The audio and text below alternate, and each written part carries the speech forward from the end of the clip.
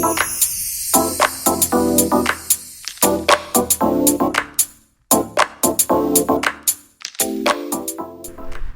welcome to Tarmac. I'm Dave. I'm Matthew, and behind us here is the little but large Kia Seltos. That's right, and we've gone for the top of the range, so the 1.6 turbo limited. Let's see if it's limited, unlimited, or how great it is. Come along.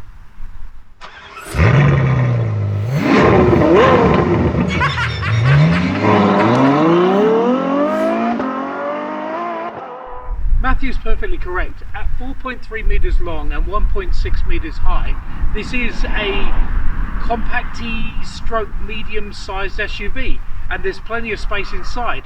But before we get there, let's take a look around the outside. So obviously the Seltos comes with the Kia grille, which you can't miss, but there's actually more to it.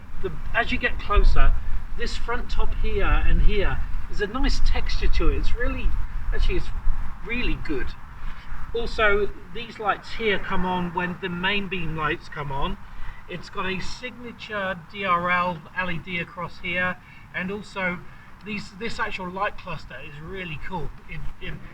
On a full beam, all four of these will come up. Indicators here, nice three posts, like traffic lights for the fog lights, and the rest of it, there's plenty of protection under here, urban protection for an off-road vehicle. This model comes with the 18-inch alloys and the nice distinguished red around the center cap here.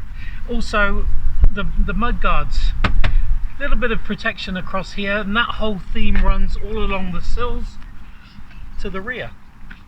It's all-wheel drive as well, something well worth pointing out. It's the only one in the category in this section that's got the all-wheel drive, and there's a little bit of toys on the inside that lets you know that you can go a little bit off-road.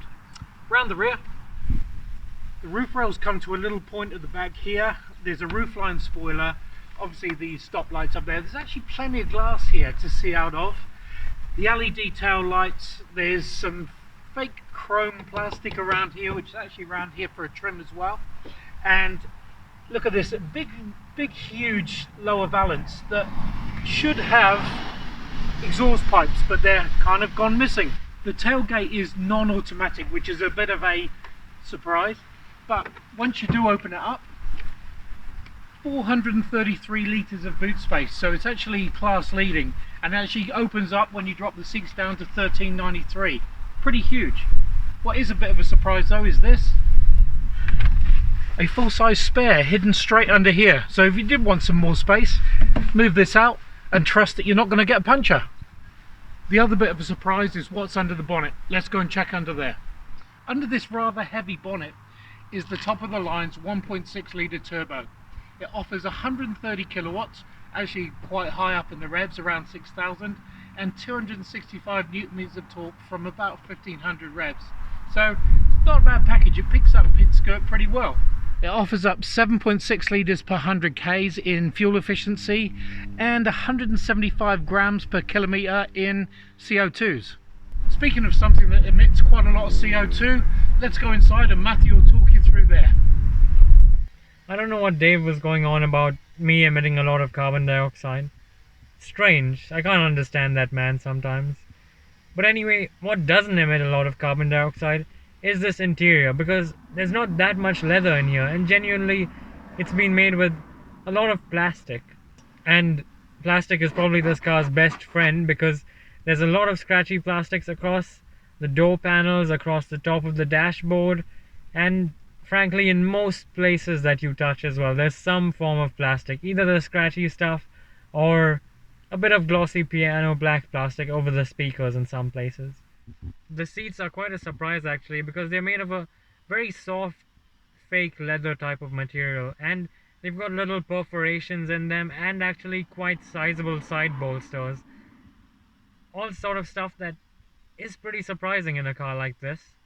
What's also surprising is the amount of storage spaces in here. You've got some fairly good sized door bins, you've got two cup holders in the middle, you've got a little space for the key as well, you've got wireless charging actually for your phone, and in a little compartment that you'll probably forget about, so you may end up forgetting your phone in the car every now and then. And you've got a nice sized box under the central armrest. And not to forget, that fairly decent sized glove box. When you sit in this position here, you're greeted by this high riding driving position, but you also get this sort of fake leather steering wheel, which is a good size and it's nice and round, and there's some nice thumb grips here for a bit of sporty feeling to it. Remember that this car does have a turbo under the bonnet. You get a multi-function steering wheel, so the audio controls and your cell phone controls on the left side here, and on the right side here you can flick through the various menus that are in front of you on the dashboard there. Speaking of that dashboard, you get analog clusters for the rev counter and the speed, and of course the fuel and the temperature gauge.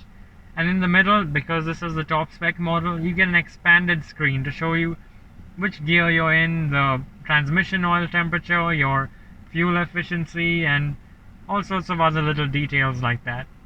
Though if you want to look at a bigger screen, then let's move over to the center infotainment screen. It's laid out nice and simple. Over here you have trip information and various other, fuel economy statistics that you can actually get on that central dashboard screen right there. You have satellite navigation there, which if you click into it, it will go there. And you have the audio systems over here. Click into the menu there and you can actually edit the way this whole thing looks and put up your own sort of favorite things that you like to click into. This is again the expanded touchscreen that you get only on the top spec model. But another thing that only comes on the top spec model is this Bose badge here.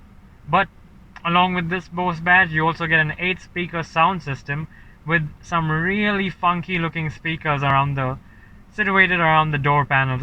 Another thing that comes with this top spec model that doesn't really make a sound is what's down here, all the all-wheel drive stuff. Firstly, you get a drive mode selector down here, which if you flick through, you can move into Sport, Eco, or Normal.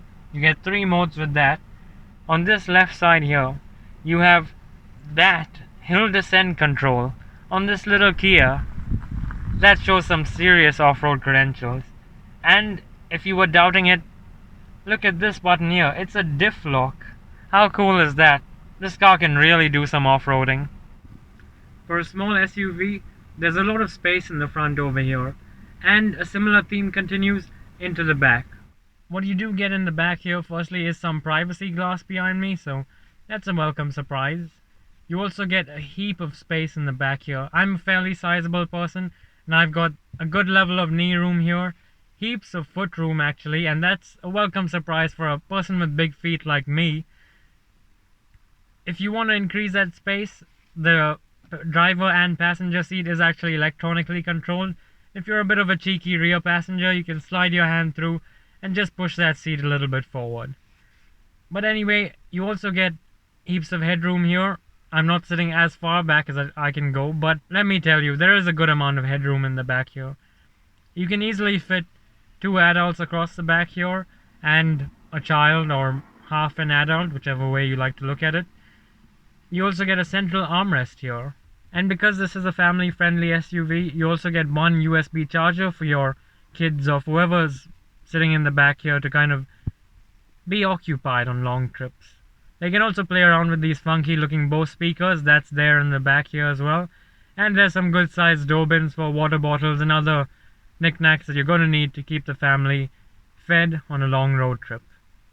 Speaking of trips, let's go and take one, but sitting in the front. So the Kia Seltos is really hits into that, I don't know, compact SUV market that's really highly contestable. There's a lot in that market right now, and it's ever growing, as you'll see on some of the other car marks. But Kia's done it very well. It has a traditional look about it as far as an SUV style goes, and now they've added this 1.6 litre turbo to the range and added the limited, so it's up spec and up the power. Remember that Kia are actually very good at these SUVs. They have the Sorento and the Sportage above the Seltos, and both of those cars are well sold in their categories. They're pretty popular cars, and certainly this compact SUV category is one that has grown quite a bit recently, and it was only time that Kia put their own entry into the hat, if you like, and the Seltos is certainly a good way for them to start. Adding all-wheel drive has made it's, I don't know, it's a little bit more adventurous. I think you can go down some reasonably steep hills, as I think we've shown you, and also it's got even in the corners out in the countryside, it's got a nice footprint to it.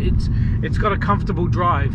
It's not a sports car, so it's, you know, not necessarily gonna really push your head back into your headrest as you're going, but it's a nice drive. And I mean, usually with these small SUVs, their off-road capabilities can be doubted, but we've taken the Seltos up a fairly steep hill and then down again on some loose gravel, and the hill descent control actually works really well. It's surprising, but you know, it just backs up the fact that this is still an SUV, even though you'll mostly see these around town. Yeah, I think you were stretching it a little bit by saying it's a full-on all-wheel drive or off-roader. The thing I'm not overly fussed about personally, I find the driver's position just a little bit too high. I think I would like to be a little bit further down into the seat, but I feel like I'm sitting on the car rather than in the car. Does that make sense? It's certainly a reasonable proposition, because this car does ride quite high, and even the way the roof line is, you do feel like you're kind of elevated in the space. It's certainly a unique driving position, but it's just something that you'll get used to over time. Maybe it's what people are looking for in an SUV, that feeling of safety because you're riding high. I don't know, maybe. For the passenger here, unfortunately, there's not much to play with in front of you. You just have the hard plastics and a little bit of fake leather there, but again, this is Kia's affordable SUV, so it's stupid to expect anything else, and for what you do get, it's actually quite impressive. And I've said before that there's a lot of space in here, but something that fills the space really nicely is that 8-speaker Bose audio system. Yeah, I think the other thing that you've just touched on, it is loaded with safety equipment. I mean, it's 5-star, of course, for safety, but it's got so much stuff. So rear cross traffic, cyclist awareness, pedestrian awareness.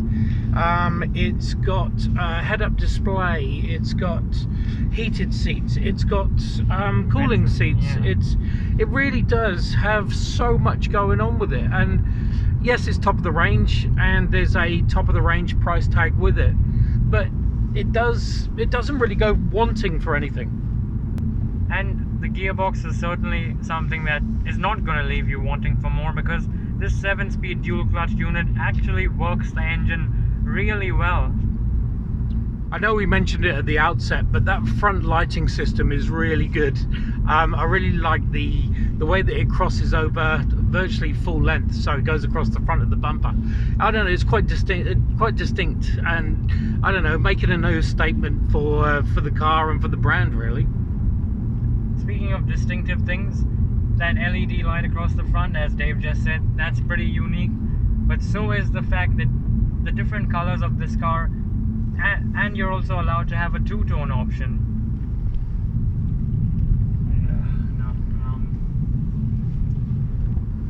Speaking of distinctive things, that LED light strip across the front sure is unique, and what's more is that the colors on offer with this car means you can personalize it, along with there being a two-tone option actually, so you can make your Seltos look unique.